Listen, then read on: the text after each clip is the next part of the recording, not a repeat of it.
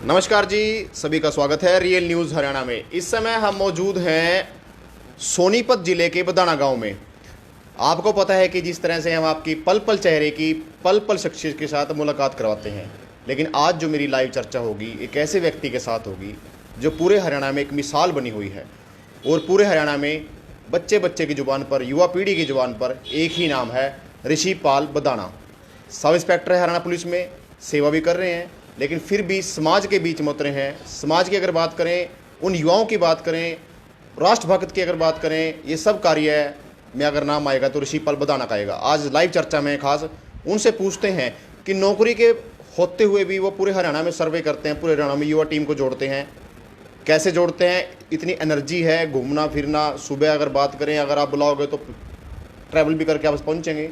खुद चर्चा करते हैं। ऋषिपाल जी, स्वागत है आपका। आपके चैनल का भी स्वागत है।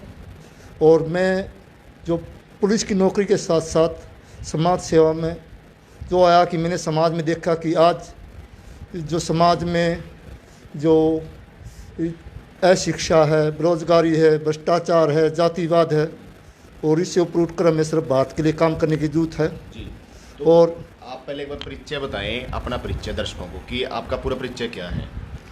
मैं गांव बदाना से श्री राम फल का लड़का हूं, और जो मेरे पिताजी फौजी हैं, और मैं हरियाणा पुलिस में सब इंस्पेक्टर की ड्यूटी पर हूं, और अभी मैं छुट्टी पर हूं। जी, चलो आप छुट्टी पर हैं। अब आप बताएं कि आपने अपना जो एक युवा पीढ़ी को, आज के वर्ग को एक अपने साथ जोड़ा हुआ है। हरियाणा में अगर बात करें, आपका नाम है, हर ज़िले में आपका नाम है, हर संगठन में आपका नाम है, हर समाज सेवा संस्था में आपका नाम है। तो आपने ऐसे कौन कौन सा नेक कार्य किया है जिसमें आपका नाम है इस समय चारों दिशाओं में फैला हुआ है। मैं राष्ट्रव्यापी एक समारोह जो गांव में, और पहले मैंने अपने गांव से शुरुआत की थी, फिर दूसरे गांव में गया, फिर तीसरे गांव में गया, फिर गांव से पूरे ज़िले में गया। कहानी प्रतियोगिता कराई, चित्रकला प्रतियोगिता कराई, देशभक्ति प्रतियोगिता कराई, और 10,000 बच्चों को अपनी तनख्वाह से सम्मानित किया।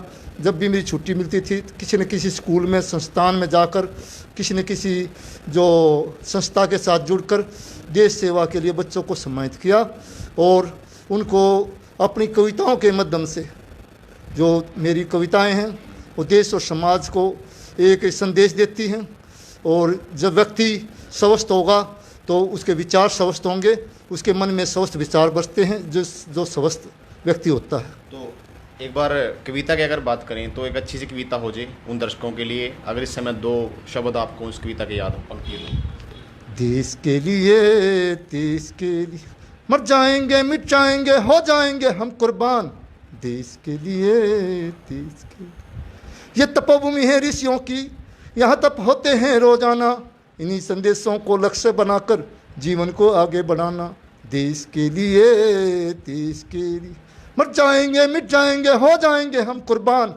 देश के लिए यहाँ रहते हैं अलग अलग भाषाई लोग, फिर भी हम एक दूसरे के दोस्त। अनेकता में एकता करके भाईचारे का संदेश पहुँचाना है। देश के लिए मर जाएंगे, मिट जाएंगे, हो जाएंगे हम कुर्बान।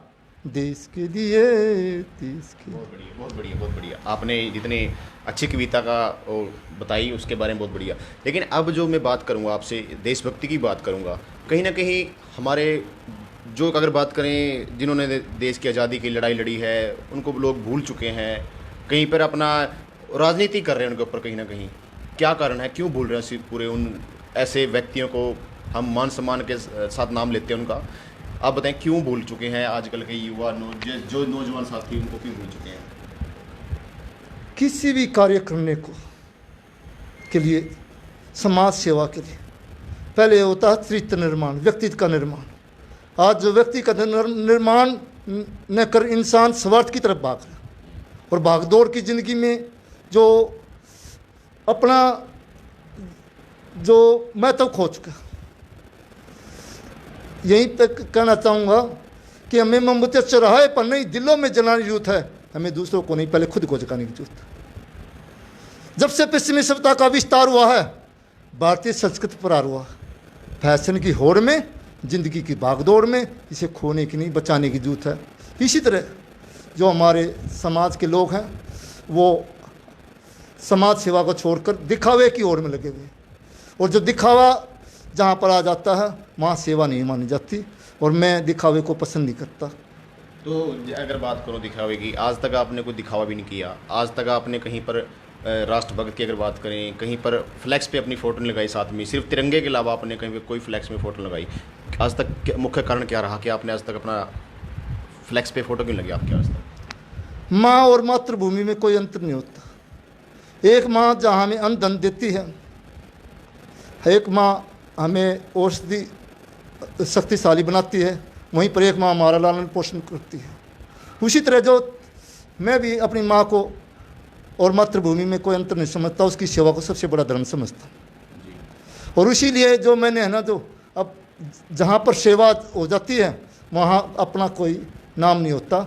मेरी जो ज़िंदगी है वो राष्ट्र को समर्पित है, और मैं इसलिए तिरंगे को है ना अपने से भी बढ़कर है ना उनका इज्जत मान सम्मान करता हूँ, क्योंकि राष्ट्र से बढ़कर मेरे लिए, राष्ट्र धर्म से बढ़कर मेरे लिए कुछ भी नहीं। तो कभी काफ़ी हरियाणा प्रदेश के कुछ गांव ऐसे हैं जहां पर मुख्य द्वार पर गांव में जो तिरंगे, हमारे देश के तिरंगा लगा होता है, उसका निरादर किया जाता है, फटा होता है, उसकी तरफ ध्यान नहीं दिया जाता। लेकिन जब मीडिया कर्मी उसको पहुंचते हैं तो वो एक आश्वासन देते हैं, किसको भी बदल देते हैं जी। क्या उसकी नज़र नहीं पड़ती गाँव में निकलने वाले व्यक्ति पे, आने जाने वाले व्यक्ति पे? मेरा सवाल आपसे आज यही है।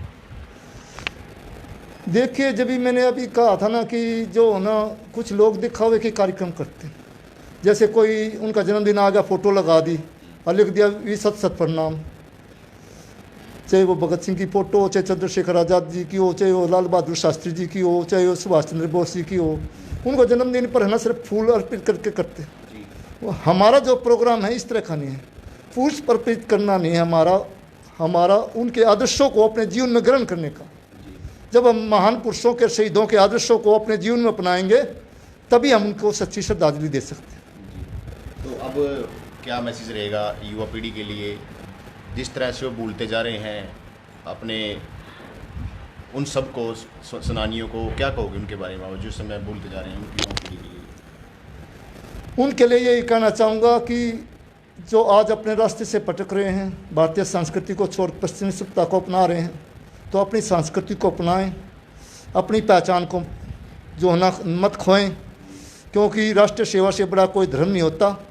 और दुनिया पूजे इस भारत की मिट्टी को, आज ऐसी हुंकार भरो, आज़ादी है भी दूर इस भारत की, इससे मिलकर एकता से आज़ाद करो। और जिस तरह से आज जो नौजवान रास्ते से भटक कर कोई आत्महत्या कर रहे हैं, ज़िंदगी को जो है ना खिलौना समझ रहे हैं, मरने से नहीं घबराते, और जो है ना कमज़ोर आत्मा के हैं वे बच्चे, और उनको साहस और अपने अंदर आत्मविश्वास और त्याग और व्यक्तित्व निर्माण की भावना जो होनी चाहिए उनके अंदर, और उसको से आगे बढ़कर लिखा है कि। तो आप बताएं, जैसे आपने कहा कि समय का निर्माण और राष्ट्र का निर्माण है, इसका क्या अर्थ है और क्या मतलब निकलता है इसका निर्माण से? निर्माण से मतलब है चरित्र निर्माण, आत्मविश्वास, त्याग और व्यक्तित्व निर्माण। आज जो इंसान को क्या परेशानियां और क्या समाधान है, मैंने एक कविता के माध्यम से लिखे हैं कि जो है आज के इंसान को कुछ झिझक है, कुडर है, कुछ बेचैनी है, कुछ परेशानी है, इंसान इन परिस्थितियों में कुछ कर नहीं पा रहा, ये उसके आत्मविश्वास की कमी। और सुखी नहीं है, सुखी नहीं है, संतुष्ट नहीं है, जिम्मेदारियों में फंसा है, विलासता में फंसा, इंसान इन परिस्थितियों में कुछ कर नहीं पा रहा, ये उसके त्याग की कमी।